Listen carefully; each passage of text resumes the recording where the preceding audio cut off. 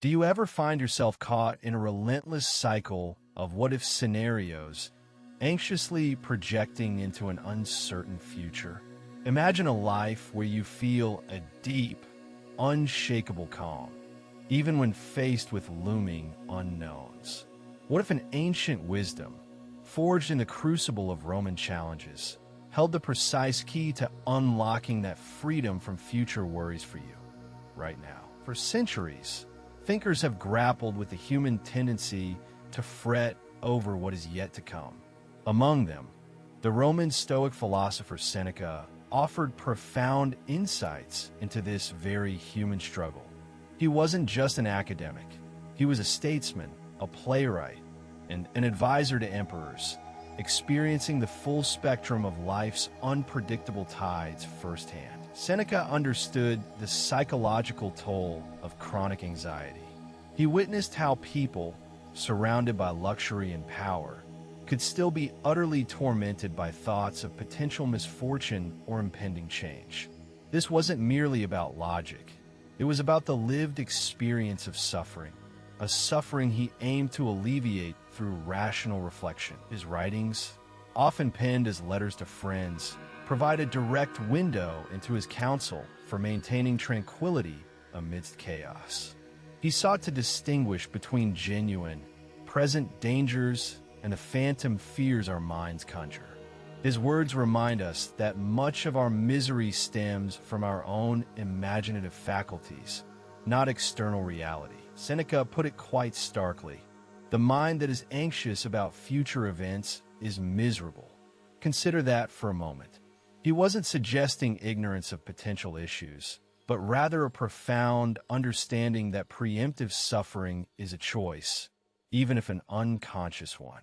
Your current state of mind is often dictated by thoughts of tomorrow. This isn't to say we shouldn't plan or prepare. Stoicism is highly practical, but there's a crucial distinction between prudent preparation and debilitating worry. Preparation focuses on what is within your control in the present. Worry fixates on uncontrollable outcomes in the future, often paralyzing effective action. Seneca observed that worrying about tomorrow steals joy from today. It drains your energy, saps your focus, and prevents you from fully engaging with the only moment you truly possess, the present. He urged his readers to reclaim the now, rather than squandering it on potential future woes that might never even materialize. The wisdom of Seneca, born from a tumultuous era, resonates powerfully in our own fast-paced, uncertain world. His message is a stark reminder that we often carry burdens that haven't arrived yet, and in doing so, we make ourselves miserable.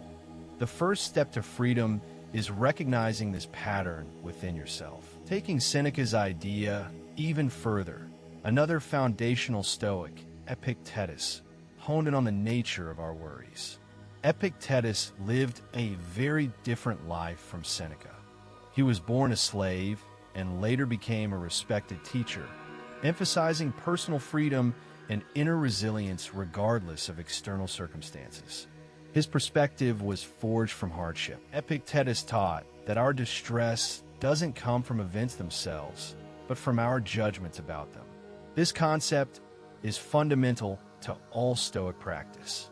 It highlights the power of perception and how we choose to interpret the world around us, especially regarding things that are outside our direct control. He famously declared, "Man is not worried by real problems so much as by his imagined anxieties about real problems." Think about that for a moment. It's not the future event itself that causes your suffering, but the narrative you construct in your mind about that event, often exaggerating its potential negative impact. Consider a modern example: waiting for important test results or a job interview callback. The real problem is the outcome itself, which is currently unknown and out of your hands. The imagined anxieties are the catastrophic thoughts, the worst-case scenarios, the mental rehearsals of failure that plague your mind for days. These imagined anxieties manifest as physical tension, sleepless nights, and a general state of unease, even before any actual problem has occurred. Epictetus would argue that this suffering is self-imposed.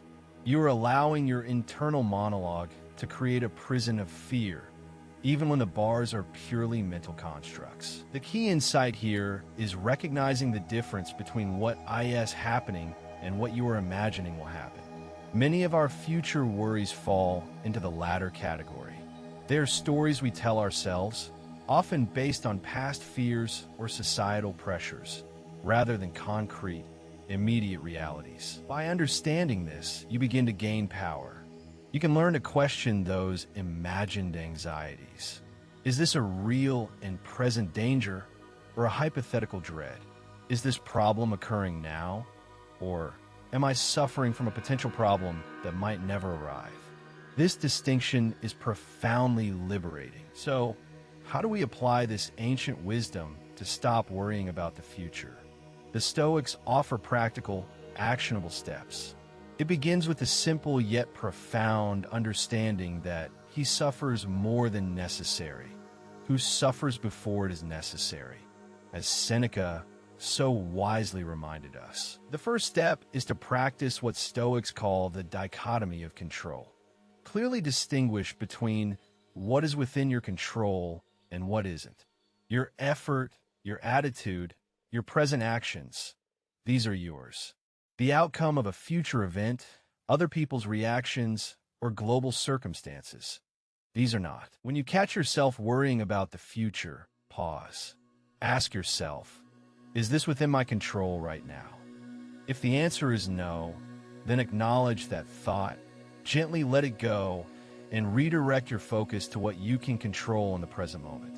This might be your next breath or the task at hand. Next, engage in negative visualization. This isn't morbid, it's preventative wisdom. Briefly imagine the worst-case scenario you're dreading. How would you cope? What resources do you have? Often, you'll realize you're more resilient than you think. This practice helps to defang the fear, making it less intimidating. Another powerful technique is premeditation of evils, premeditatio malorum. Before a potentially stressful event, mentally rehearse it. Not to worry, but to prepare your mind. What challenges might arise? How would a wise, calm person respond? By anticipating, you reduce the shock and emotional impact. Finally, practice amor fati, the love of fate. This isn't passive resignation, but an active acceptance and even embracing of everything that happens, recognizing it as an integral part of life's tapestry. When you accept the future, whatever it holds, you eliminate the mental resistance that fuels anxiety. The wisdom of Stoicism offers you a profound path to freedom from the endless grip of future worry.